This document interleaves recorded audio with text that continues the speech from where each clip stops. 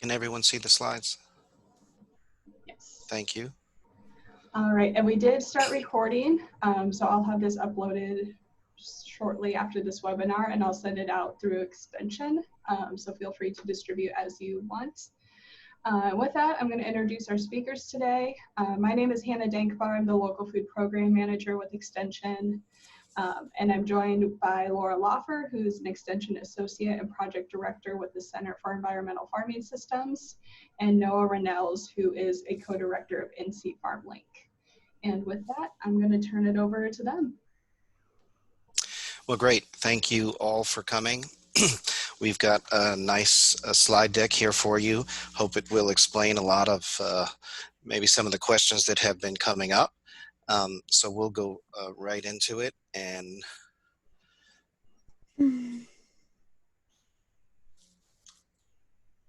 okay.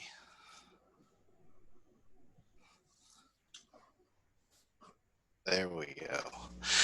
Just reminding folks about Zoom meetings, a mouse over the bottom of your screen to reveal your controls. Try and remain muted unless you're talking. Certainly use the chat box as you like. If it does get a little bit warbly in voices, consider turning your video off. And definitely, again, use chat box and raise hands. And if you still get warbly after going to video off, and get a message of unstable internet, if you mouse over the unmute button there and click that caret, it'll give you some numbers. You can switch audio to phone, and that might save a little bit.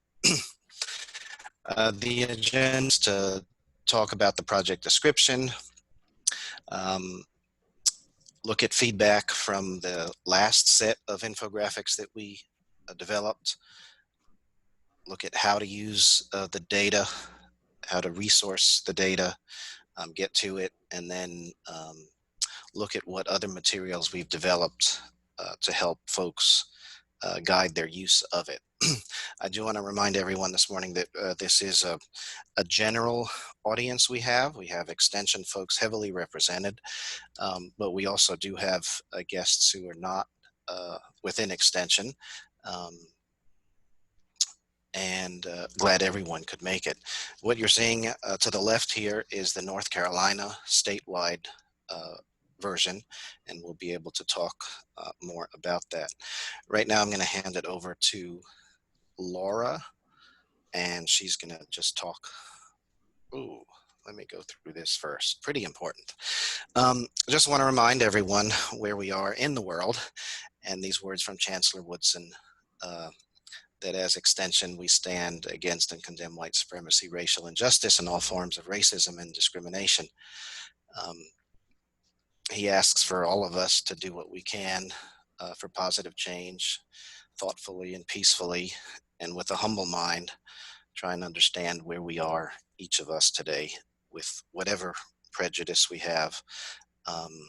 We might not necessarily realize it, but dig a little deep and see what you got. And then how we can work forward to overcome how these feelings impact our actions. So just for a minute, going to a black screen for folks to reflect for about 30 seconds on something they can do this week, tomorrow, or the next day.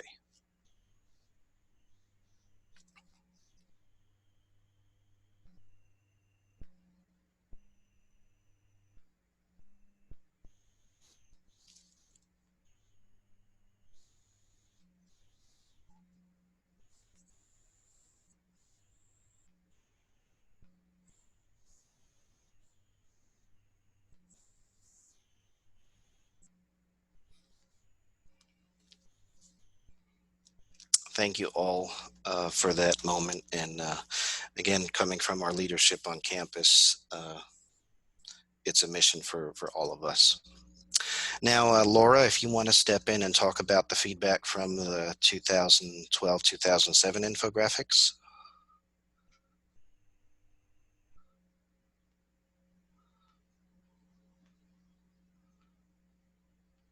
Laura?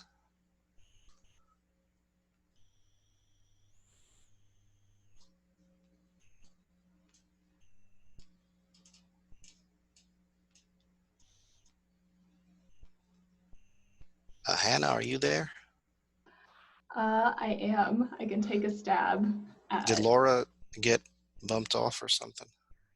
I'm not quite sure what I don't happened. see her name listed. Um, Technical difficulties in the mountains. um, if you see her come on, please voice in. I'll go ahead and talk about these results for the time being. Is that all right? Yeah, that sounds great. Great.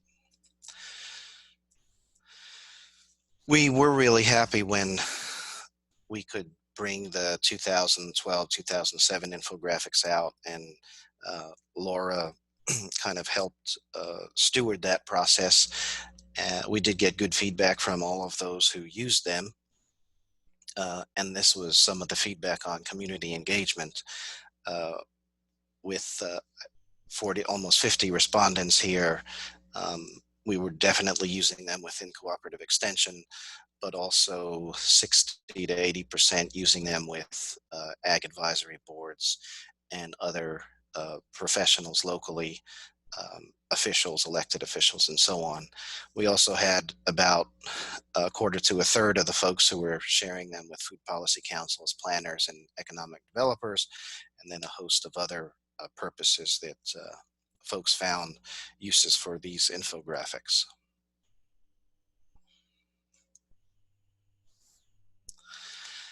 And the items that were discussed that these infographics were used to help inform the processes were overwhelmingly strategic planning, but also very relevant to budget discussions and policy recommendations for this was a survey of cooperative extension internal. The positive feedback we got, this is from the survey of 50 folks, demonstrating the farmland loss data we have from North Carolina, using it in engaging the public. It was a big picture in a concise format, and folks like that. It made direct-to-consumer sales data available, and it showed trends in numerous categories between the 2 years, just a trend between those 2 years. The areas for improvement we heard were that it only represents part of the agricultural picture of the county. Folks specifically asked us to include greenhouse and nursery operations, specify the type of animal farm, and they wanted to know clearly how these data points are defined, so they could then use them to advocate and share information about agriculture. This was just a subset of what we heard from the survey respondents. And one of the big concerns we had was that sometimes folks either are not required at the county level, farmers, producers are not required at the county level to share some information. But if you all can help us try and get this word out about the 2022 census, and get folks registered now. So if there are bits of information in this infographic set that you feel are concerning, and you want to make sure you're well represented as a county, whether you're extension or other staff, please share this link for folks to just sign up on this handy page, and make sure that when the census does get circulated, that they'll be included and be mailed a census. So this is in 2012. As Hannah said, some of them I checked this morning are already online and available. She's sharing that link, and that's shared in some of the materials. On the back side of the infographic is the underlying mission for some of this is to share how ag at the county level is an economic driver. In some counties, it's a real powerhouse. In other counties, there are it's a more diverse local economy, and in urban areas, sometimes it's quite limited.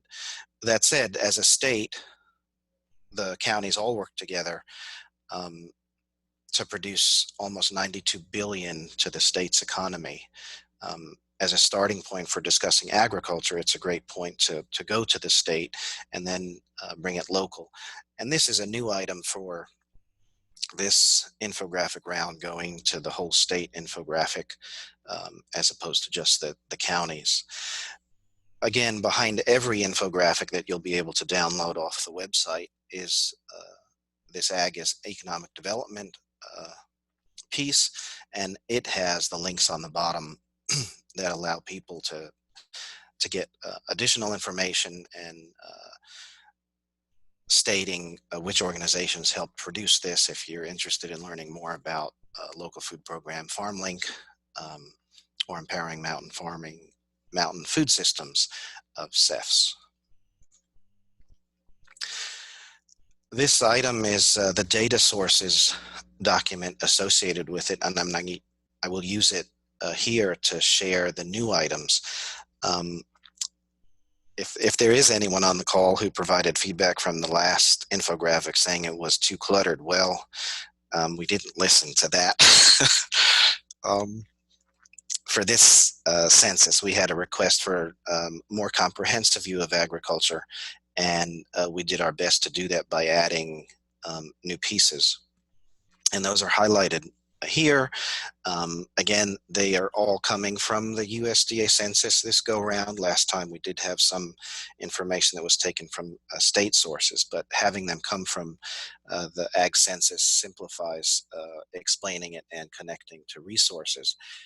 When you do look on the right side here, we're really touching 3 tables, Ag Census tables, and the USDA county profile, which you'll be able to see a little bit later, as the resources. So in terms of understanding where to access the raw data for this and get it yourself if you need, it's fairly easy to do.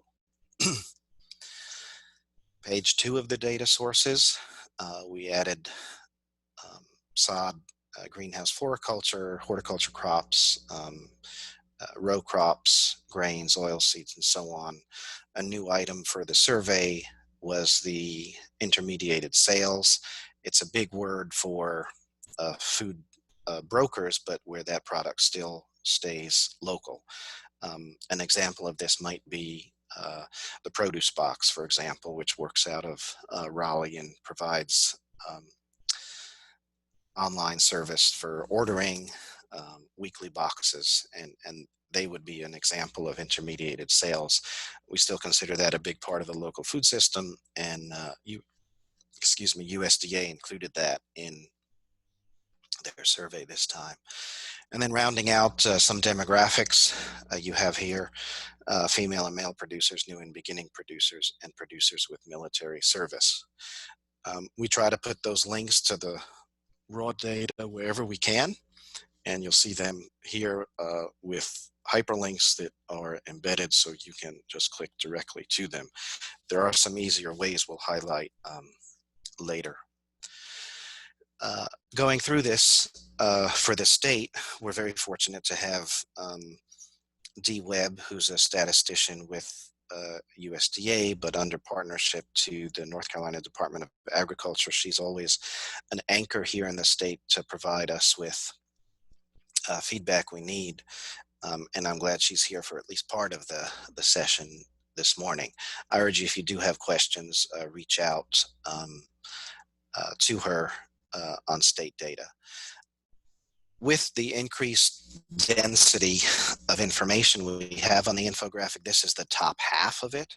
And I urge people to consider how they can zoom in and then crop the infographic so that they can highlight parts of the infographic that they want. This is just showing half of it. If you're sharing this with staff or county folks, regional folks, this is one way to highlight the information and put less on a screen at a time. You can even go further and just box something in if you want to talk about it. Sometimes your pixelation might be an issue, as you're seeing here, and the way to work around that is to zoom in before you take the screenshot, and then it will be a stronger definition of characters. This would be the bottom half, again, highlighting the parts that you want. And as we're going through it, it's challenging to find a unified format for the whole state, and still allow for highlighting pieces of information on a county level. These arrows, again, show the difference between 2012 to 2017. They're green if it's a positive change, and then red if it's a negative change. We did get feedback from the last round and this round that folks, no one wants to see a decrease necessarily. And the challenge there is to understand perhaps why that decrease occurred, what are the factors, and how that affects programming and support at the local level. This is a zoom in on the back side of the infographic, again highlighting statewide the importance of agriculture, that we are designing this for use within extension, but also for extension to advocate for agriculture and food at a county level and a regional level, and make sure that it is included in discussions related to any local economy planning. Again, the resources, Center for Environmental Farming Systems, the food system initiatives, case studies specifically looking at how communities are looking to use this data and implement a plan locally, the 10% campaign trying to connect consumers to food and highlighting food resources across the state, the local food program, you heard Hannah mention that earlier. And then USDA has a toolkit, which if you want to go for a deeper dive, this resource is very useful. If you'd like to share this information with others and need a quick URL, we have set up go.ncsu.edu/Ag Census, and that right now shuttles you to the Center for Environmental Farming Systems Local Economies page that hosts the maps. I just want to check in on questions or comments if there are any, Hannah or Laura. Yeah, we have a couple in the chat right now. One, Kenneth Sharon dropped a couple links in the chat highlighting Mike Walden's reports. Mike Walden is an ag economist at NC State, and he recently put out a new statewide agribusiness, ag production update. And let's see, upload sites. And there's also another business report in there. And the question about that is, how can we get updated by county data to use with these great infographics you have released? Great. Well, let's figure that out. Thanks for sharing those resources. And I did see Mike Walden's report. I think anytime we can share the numbers, it helps us understand where we're at and where we can go. And perhaps from where we have been, what our trajectory is locally. When we're talking about USDA Ag Census, this is the National Ag Stats Service. I try to put the links on the bottom of the page on all these links so you can have them. We're going to just take a little brief look at the surveys before we dive into the census. And if you clicked on surveys, NASS for short, National Agriculture Statistical Service, does a lot. They really do a lot of reports and surveys and programs they have going on. If you're interested in seeing what they do, you can certainly look here in this alpha list. Some are periodic studies, some are regular interval studies, reports where they talk about animals and acres currently and estimated. So a lot of resources out there. Sometimes people would like to jump straight to a state, and in our case, you can click on North Carolina in this Find Data and Reports by box, and that'll push you to what G. Webb, who I mentioned earlier, is pretty much responsible for here in North Carolina. And they put out an annual statistical bulletin. Some folks use this and try to reconcile what we put in the infographic with the annual statistical bulletin. This is the one for 2019, and this contains annual data as well as some selected items from the census. But it's a great resource to get for some things more current data highlighted in the beginning, or the top 10 counties in terms of cash receipts, and then a nice map. If you're talking regional efforts, you can see where your region is, or specifically your county in the context of your region is in terms of farm marketing. They do have profiles for each county, and this is all that is listed there. You can see on the left side, they do reference the most recent census of ag for selected items, and then they go to state collected data for crops, livestock, and cash receipts. So again, this is the 2019 census, and it's showing 2018 data for the state. And it just so happens that we're 2 years past the 2017 census. So that 2017 census data will likely remain the same till 2024, when the 2022 data will replace that. This is great information, again, especially for the ag folks, specifically looking at numbers of livestock and acreage in a county, and then crop receipts. So highlighting the differences between the annual North Carolina Department of Ag and Consumer Services publication and the Ag Census is the state information comes out annually. The Department of Ag stats book comes out annually. The census comes out every 5 years. There is a data lag to try and compile all the information and make sure that it meets statistical thresholds that are required for publishing. And for the Department of Ag, I understand it's 9 to 11 months. And then for the Ag Census, it can be 16 to 22 months. Sometimes portions of the Ag Census will come out in May, and other items will come out in September of that same year, but again, 2 years after the data. So we hear loud and clear the interest of folks to have current data. And unfortunately, because of the statistical requirements for reporting data, there is some lag, and I've shared that with you here to better understand how that works. And the detailed specificity of the Department of Ag publication, as you saw, highlights the crops and livestock numbers, as well as the value. The Ag Census is a much more comprehensive effort to try and get a snapshot of ag. Again, some days I'm a fiscal conservative, and people say, oh, let's get more information more often. But the Ag Census is a big expense of our government, and it's very useful. Trying to do that every year, of course, would multiply that effort by 5, which I guess I'm okay with a pentannual census, especially supported by the Department of Ag document that comes out once a year.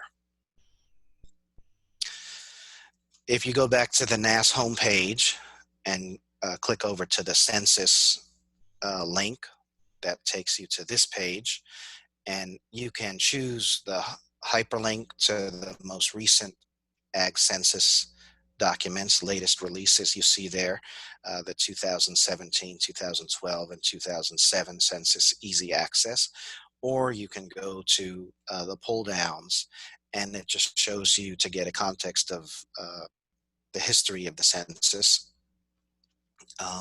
what is available. And if you're interested in taking a snapshot in time, um, you can choose the specific census and go to that.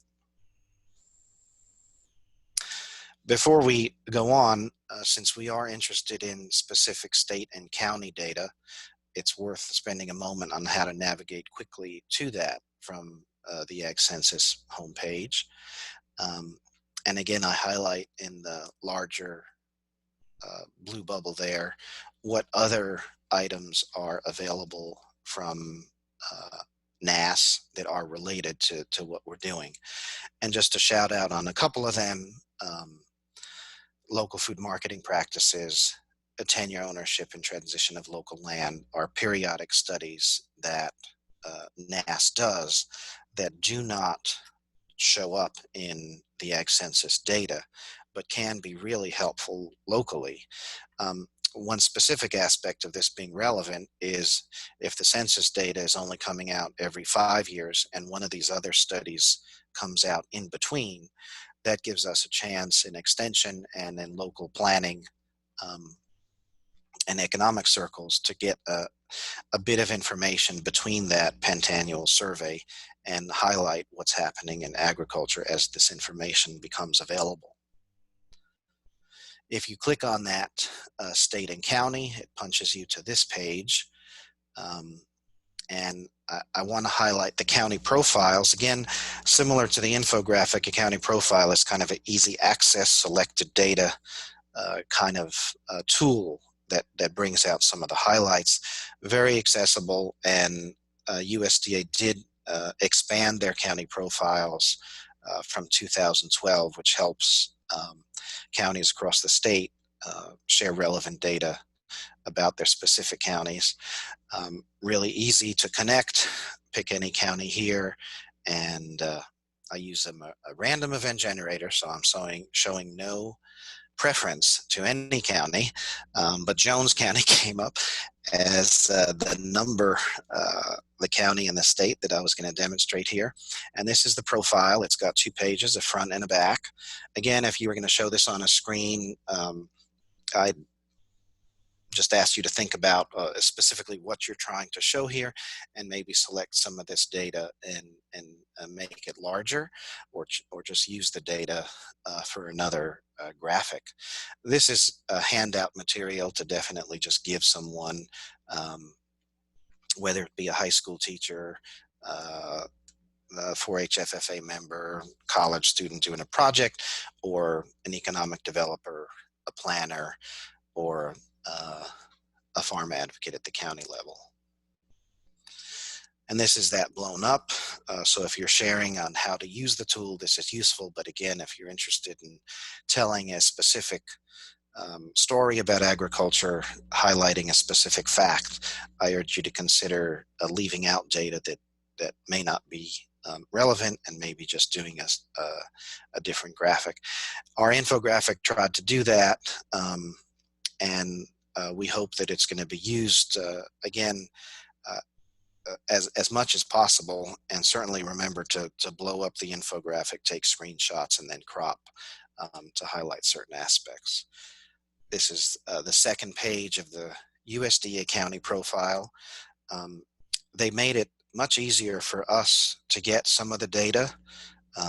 We did have to go to the specific tables to get some other data, but this is a real benefit since they made this include more data from 2012. The only place you see the change is on this page here, where the change since 2012 is highlighted, where we do that for all the data points that are available. Something that some folks really find useful, or the rank in the state for counties, but when it comes to rank in the U.S. by county, that's a less relevant item, and I think USDA, from their perspective, finds value in that. But at the state level, that has some limited value, and it's really the rank in the state that is relevant. On that home page, let me stop for a question or two if there are any. Hannah?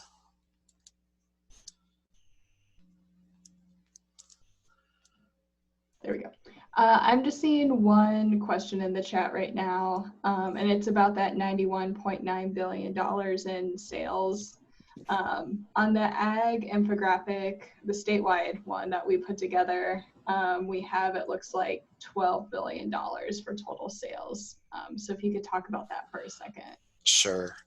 That data looks at the whole food and ag economy. It includes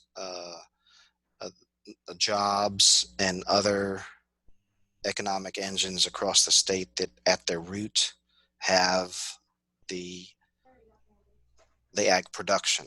So the number we put in the infographic is the what we call market value of products. So it's much less, and there is the concept of a multiplier effect, which could take a whole nother presentation, seeks to consider what that ripple effect of an ag economy locally is. And while that information sometimes is not available at a local level, there are some cost of community services that have other information that talk about how much a local community dollar-wise supports how many dollars of a local community are actually supporting agriculture, and what the tax relevancy is to that. So it's common knowledge that in many communities, for cost of community services, farming communities pay more in taxes than they get in services. And that's an item to highlight whenever talking about an ag economy. It's one of the ways the ag economy contributes disproportionately positively across the state and in most communities. But that's the difference between the number on the back of the page there, the almost 92 billion, that's a whole ag economy, versus the infographic, which just states market value. Anything else there, Hannah, before we go on? Yeah, really quick before we move on, can you show us again how to find the data summary by county? Sure. Sorry to bounce around. I love these questions because it means someone's going to use it.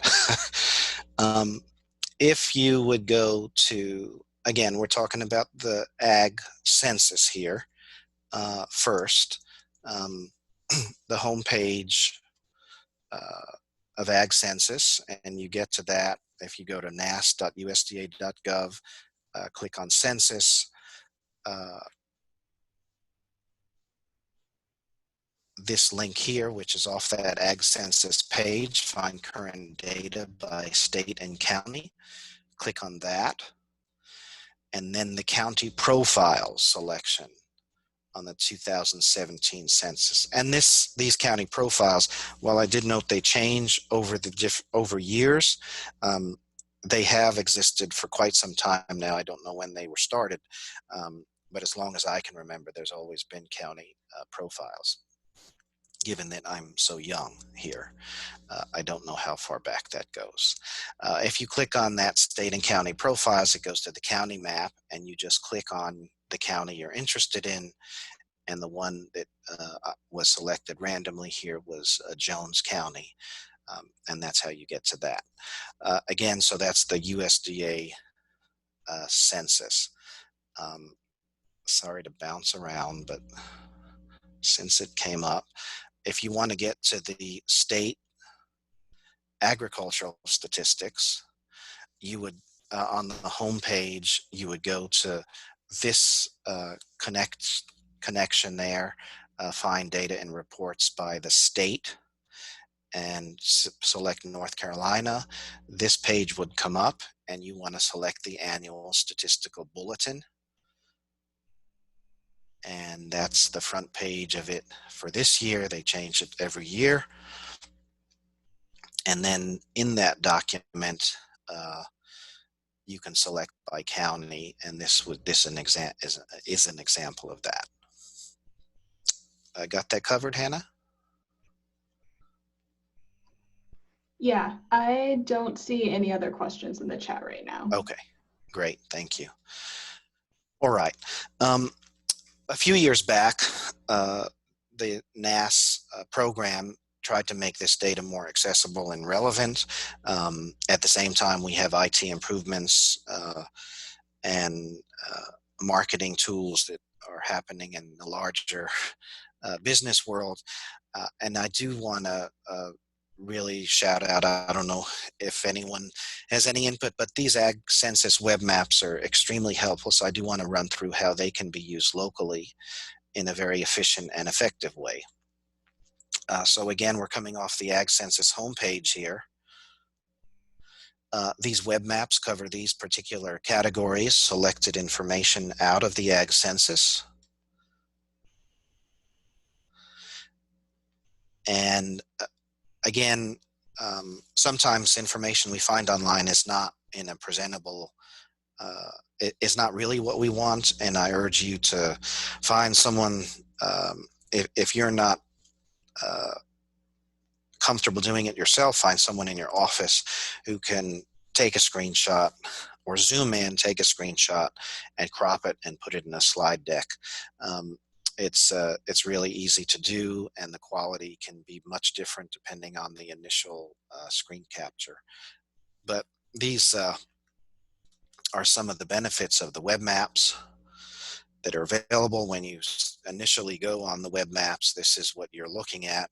And again, yes, it's good information to show North Carolina in the context of the whole nation, but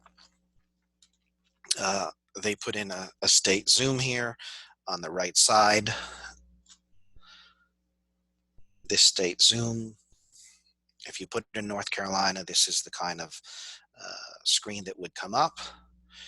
And again, we're here showing a number of farms with Black or African American producers as a percent of number of farms in 2017. So this is a single timestamp of data, and it'll show you a legend here. It'll give you the U.S. value as well. But as you saw, most of the Black and African American producers are shown in the Southeast, as was noted in the last screen. And for each county, this data is hyperlinked directly to show the data that's used to present this. So if you're interested in doing a shout out specifically for an item, you can go to the data and actually see what the actual number is. So that's a real handy way to do it. And again, all this information is in there. So I urge you to at least try to get comfortable with it sometime when you're on a long telephone or conference call hold, and see what's out there, so that when the time comes and you really need to do a report or share some information, you know what's there. It's hard to know what tools are online if you never took the time in a comfortable, non-pressured time perspective to explore them. New to this census is this census data query tool on the bottom here. And I do want to highlight that because it's probably the easiest way to get at the specific data we used in the infographic. If you clicked on use the 2017 CDQ2, CDQT, it would push you to this screen. And I just want to highlight some parts of this that are important to update to get the information you want. This up here is choosing the exact census you want. So it starts out with the 2017 data. This census chapter, it's either national or state or county. You want to make sure you're on state or county. It defaults to the county summary highlights, and the first table we use is table 2. You select the state, and in this case, randomly selected was Graham County, and you have all the information that's pulled out of the census, which is a pretty cumbersome document. In this CDQT, the quick recovery. And again, you can jump right to that if you want from this hyperlink without navigating through any of the other websites from NASS. You can just jump there directly. Again, you can change the table. So we use table 2, table 6, and table 45. And you get that data easily after you hit this update grid every time. And then you can download that as a PDF or download it in a spreadsheet format for your use. Extremely useful tool. Just showing you the different ways to get to the census data. Before that tool was available, Quick Stats was used. And again, this is off the NASS homepage, but now going directly to data and statistics and clicking on the Quick Stats tool. And this is the, I don't know, I find joy in this. Some of you might find chaos and, oh, this is way too much information, but it's all here. This is the database retrieval tool for the Ag Census. There's lots of boxes here, and if you are going to use it, your selection, it's important to know that your selection in one box informs what's going to show up in the next boxes. So you go across this way and then down and then across for the location. And each time you select one or more, you can do a shift and click to select multiple sectors or multiple items in any box. It informs what's going to show up in the next box. So to know how to get to the data we have in the infographic, it's pretty cumbersome. And we are not sharing that this time because the CDQT tool is out there and it's much easier to use. If you are interested in drilling down and getting more than 1 year's worth of infographics, 1 year's worth of Ag Census data, you can certainly do that here. And there is a tool, you know, for how many years you want just under this to select. So if you're looking for a long-term perspective on a particular item in a county, this is the tool to try and use. And I'm happy to follow up with anyone who has a particular question now or in the future on how to use this, but it is a little bit more cumbersome. Well, let's just say a lot more cumbersome. But it is the, you know, the existing and reliable tool to get through the Ag Census.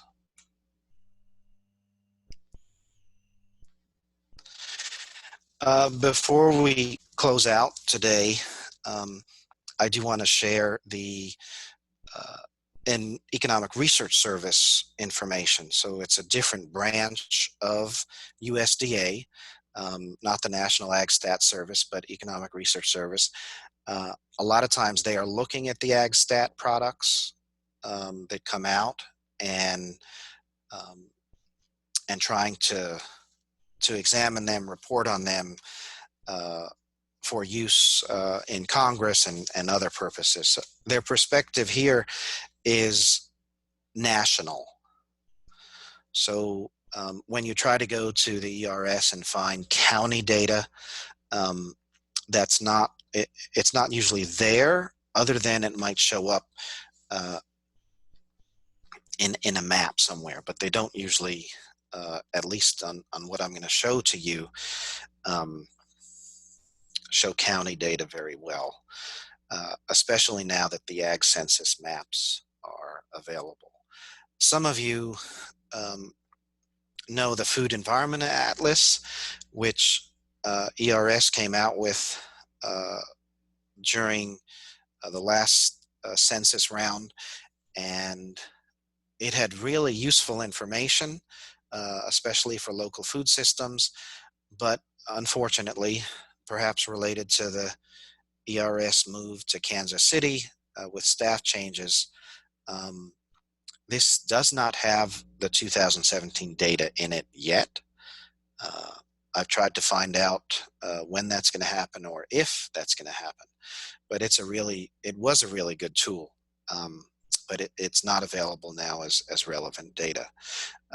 And then ERS does have this visualizing ERS data, and just going to, um, uh, let me see here. I don't have that link there. I didn't waste a slide on it. It has lots of graphic information, pie charts, graphs, tables, and so on. But again, it's limited for the county level information, so I didn't choose to share that much here. If you did go to the Food Environment Atlas to see what they did, you might find information. They do some comparisons between census dates, and they do have some other studies that are used in there, other data other than the Ag Census, but it is not currently updated with the 2017 data. And of course, for those of you who know me, I had many more slides. If you can tell, I'm a little bit of a data geek.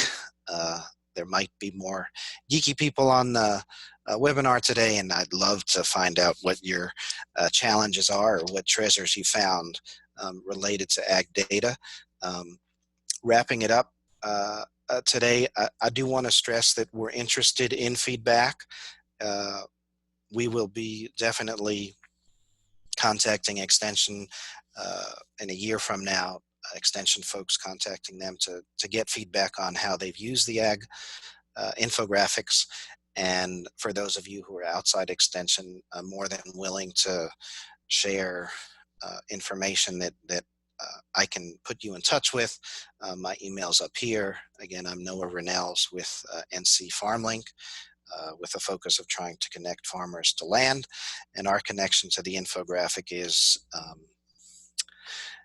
that agriculture across the state has strong viability and connectivity. In some places, it's large-scale row crops and livestock farming. In other places, it's more direct-to-consumer horticulture crops. But no matter where you go in the state, there's a relevancy for agriculture, and that's the goal of the infographic, is to make that sharing of information easy and functional at the local level. Thanks for your time, Hannah. If there are any questions, I'm glad to try and respond, or you or Laura can fill in with answering. Yeah, we have a couple in the chat, and one I know I've heard a few times already. So there's a question about how the county profile numbers are inaccurate for specific counties. Is there a method in place for counties to have a dialogue with census folks to discuss errors or misrepresentations? And D Webb did put her email in the chat. It's just d.webb@usda.gov, and said she'd be happy to chat. But I also just wanted to put that out. Great. And as I said, there is a challenge with that. The procedure for collecting data has its requirements, and the data that's collected, again, does have the lag from when it's reported. So what turns up in the 2019 Department of Ag bulletin annually is actually 2018 data, and they do a great job of labeling that data in the table. So I think it was Pender County that I had on the right side. There is the annual data, and then on the left side is the most recent Ag Census. If there is incorrect information, certainly contacting D, there might be some elucidation, that some clarification that she can share with you. The best way to work to have that data more in sync um, is to make sure, do what we can to encourage people to sign up for the Ag Census and be as reliable with their reporting of information as possible. Uh, with this day and age, when agriculture and those in agriculture, the numbers are limited compared to all the other sectors that government needs to work with for planning and budgeting. Um, it's all that much more important for agriculture to make sure that that data that circulates out there is as reliable and as accurate as possible, because there are people looking at that data um, to make policy changes and so on. Uh, I look at it from the inverse, that everything starts locally, uh, and it's important for our local folks to know the importance of ag. And in some cases down east, with the large livestock uh, value of sales, that certainly is noticed. In other counties where there isn't that a predominant type of agriculture, sometimes getting that information out is not easy. And that's all the more reason why we need the infographic. And the infographic, if we are using the census data, making sure that's as reliable as possible. And if we're using the ag stats where that's relevant from NC Department of Agriculture, um, making sure that that information is accurate also. But Dee is the contact for both of those efforts. Um, and she's very easy to work with. It's one of those reasons why we need that access at the state level when these questions come up. So I urge you to consider the differences again, that there is a data lag, and if there is a specific aspect you think could help make it more reliable, to to be forthright with that and share that with Dee and say, okay, this is a challenge and how can we fix it? But that's a great question, because with any statistical model, garbage in, garbage out, and we want this information to be as accurate and relevant as possible. And when it hits the county, um, when the county sees that summary data, that it agrees in general with their understanding. Any other questions or comments? Yeah, I can actually take this next one. There was a question about where to access the statewide infographic. On the link that I shared, you'll notice that there's only 27 counties that are uploaded. As I said, we ran into some issues with getting them uploaded, and our process right now is uploading them one by one as our communication folks can fit it into their schedules. So I'll reach out to them and see if we can get that statewide infographic on that page as soon as possible. And then hopefully it's just about 2 weeks before the whole thing is done. It might be a little bit longer. Yeah, sorry about that. I'll try to get that up on the page as soon as we can. So this is that map, and it says the infographics are coming soon. Stay tuned, and they actually are in there. I just was looking this morning. The precedent is to report this data, to share the infographics in the context of the councils of government, which is a level of government that folks may or may not be aware of, but it's a regional effort at planning. And in many cases, it's been my experience, at least 10 or so years ago, that agriculture isn't that, it's hard to discuss data regionally when the data is not shared. And that was one of the motivations for sharing infographics as an aggregate for the councils of government.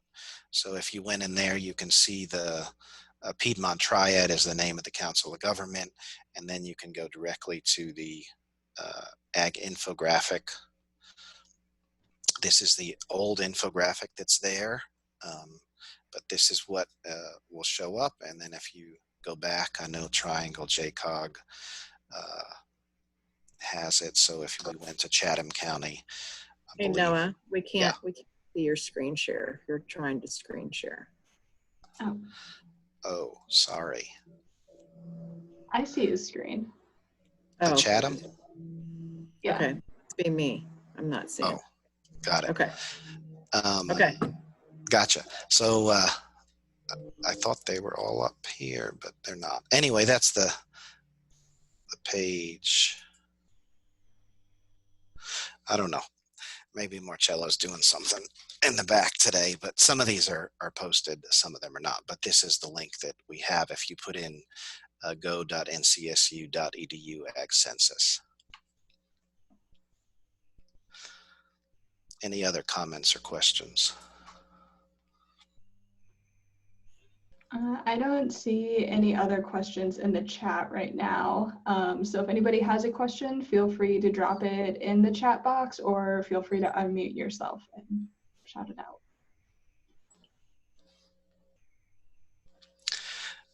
Again, thanks to everyone for taking the time today to learn about this. These were sent out to the counties and they're public now to be used. If for some reason you need one and it's not up here, you can reach out to us and we can try and get you one in the short term. But in the next week or two, they should all be up on this map. We're still going to have the 2002 census infographics there. So they'll also be accessible. And that means together you can talk about 15 years worth of change.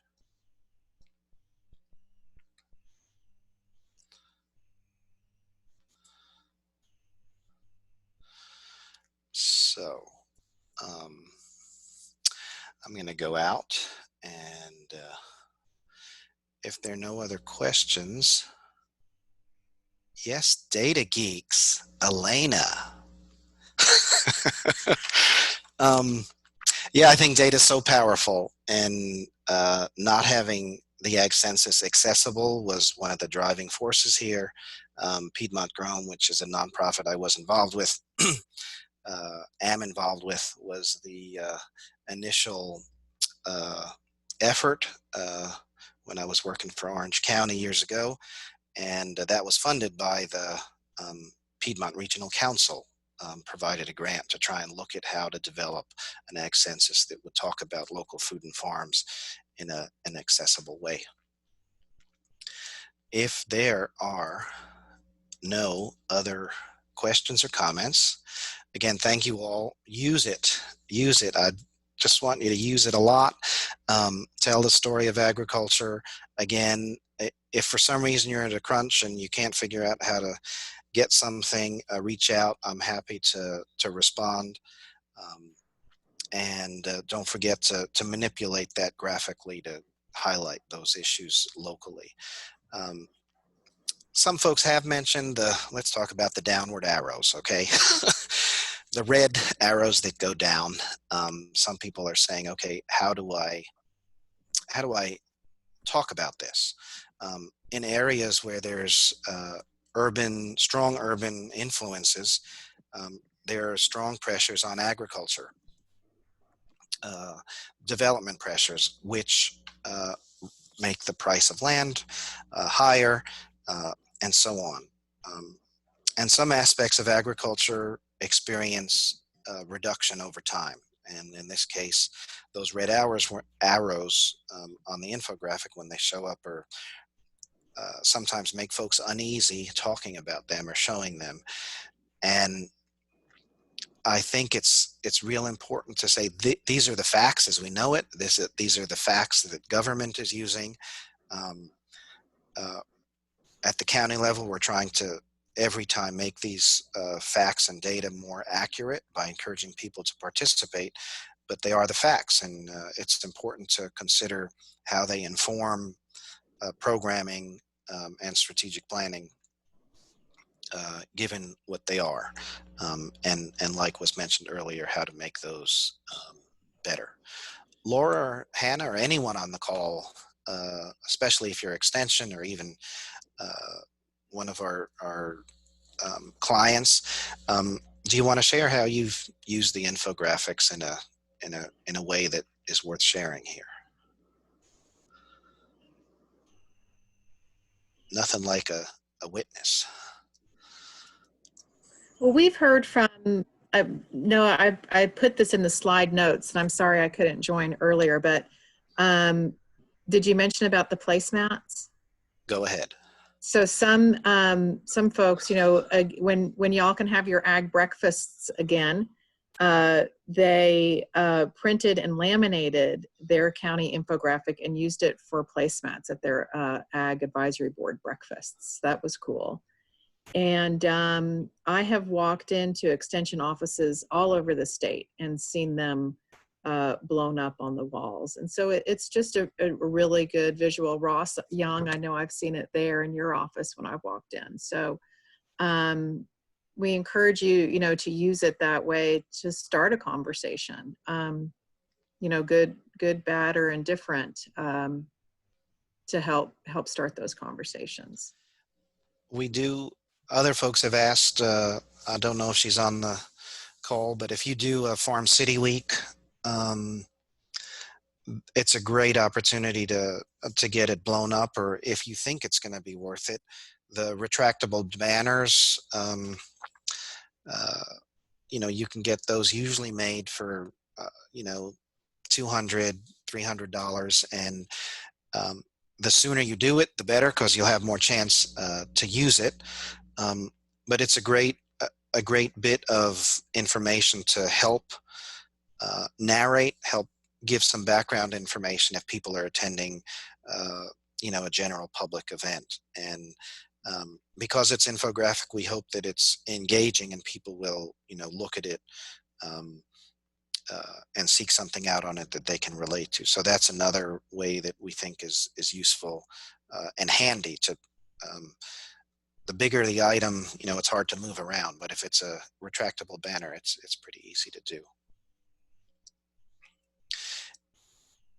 Yeah, Anyone? I'm interested to know, when we did the survey, we had some case studies of how folks had used that county commissioner planning meetings or ag advisory meetings, and I wonder if there are any directors here on this call who did use it, the last round of infographics in that way to help with presentations to your local government partners.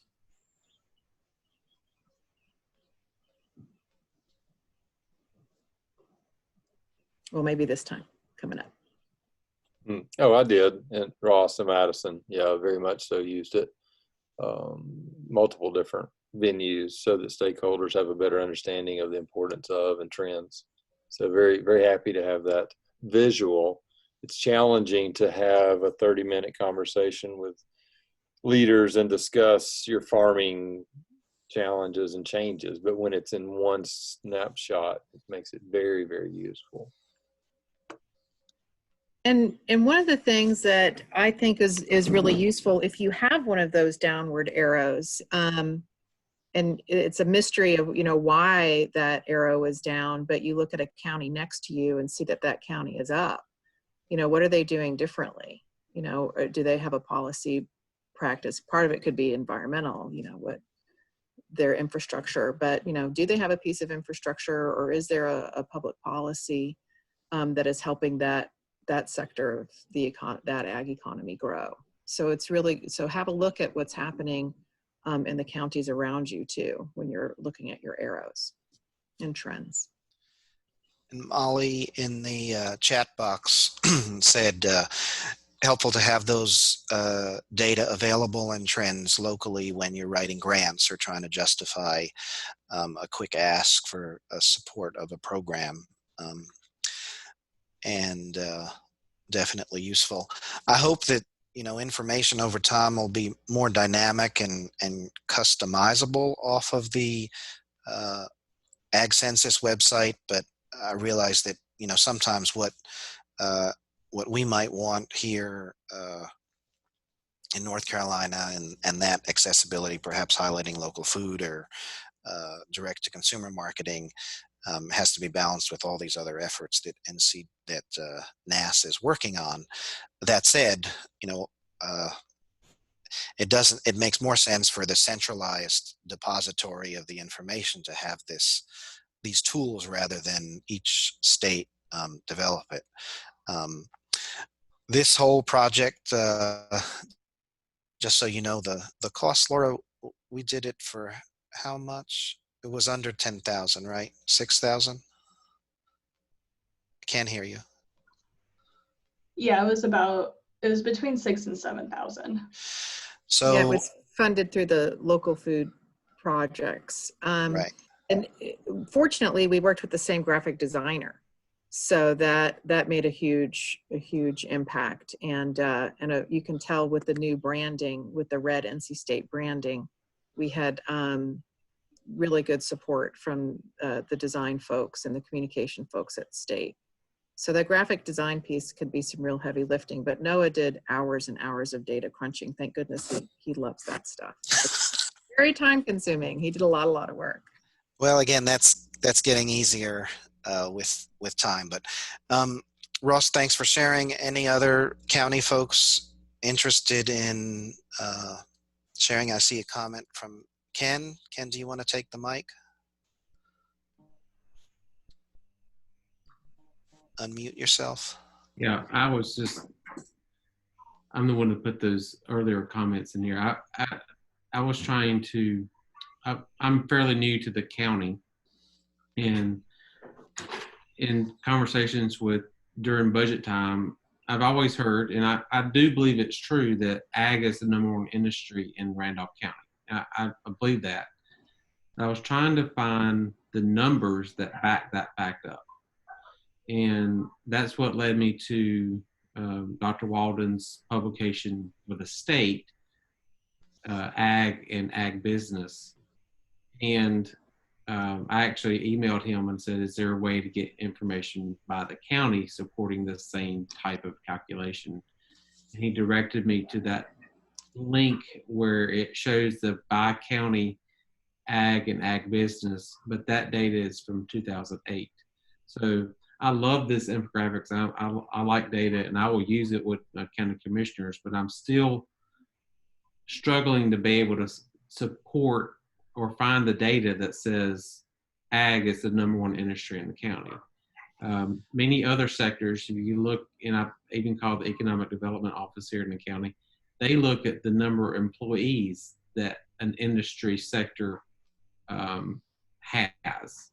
Well, ag is not an employee driven industry. It's about production. It's about the sale of products, and aggregating all that information to support the ag as the #1 industry. I'm having problems getting my arms around that. That's just, like I said, I love this data. I mean, I'll use it, but I'm just looking for that correlation and conglomeration of data that supports the #1 industry claim. Right.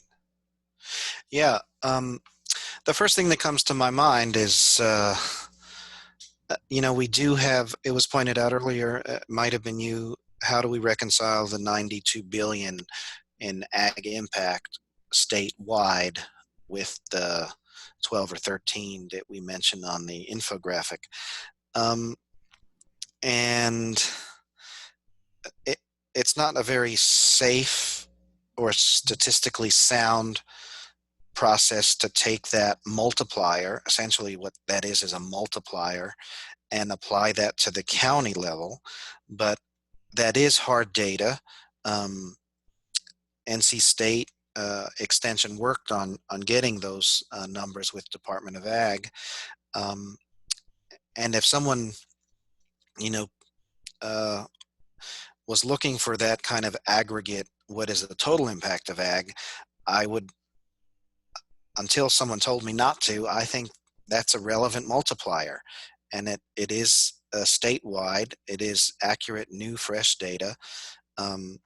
So considering that based on the what NCDA comes out with every year, and maybe putting that multiplier on is one effort. Now, whenever you're making assumptions, You know what that word assume includes. I can't say it on a webinar, but it's ASS, you and me. So make sure you state your assumptions and where you're getting that data from. But because getting that data at the county level would be costly and certainly not be able to be done every year, I think using the state as a surrogate bit of information is useful. There are that link that I shared in there about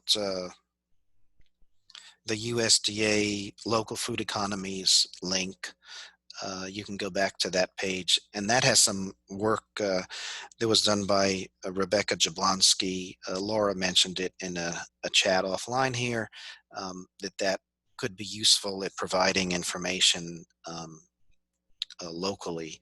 That gets off into, maybe supporting more how farmers are doing and getting what they have in the Midwest, what they call FinBin, which is lots of operations and farmers trying to figure out how efficient they are based on a larger group of farmers, which gets off the topic of just sharing the data. But Ken, unless someone on the call really thinks against it, I'd use the statewide data as a surrogate multiplier. Seems fair to me. Any other comments? Anyone's free to take the mic.